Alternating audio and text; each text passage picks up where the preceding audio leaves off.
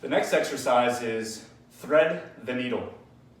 So we're going to use a foam roller here in this position. Now I have a smaller foam roller. You may have a longer one at home or even one with the spikes on it.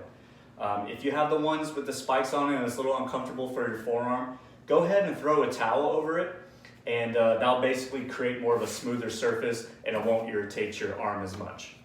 So now in this position, what I'm going to do is I'm going to start with my pinky down on the foam roller, this arm up top, and what I'm going to do is I'm going to roll through my hand, and as I roll I'm going to open up my palm and I'm going to sit back on my heels a little bit and drop my shoulder and feel that stretch.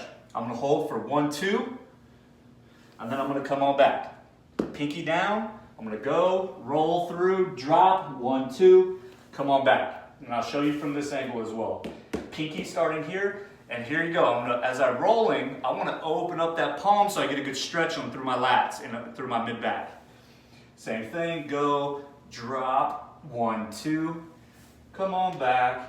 Same thing, 1, 2, come on back. Thread the needle exercise.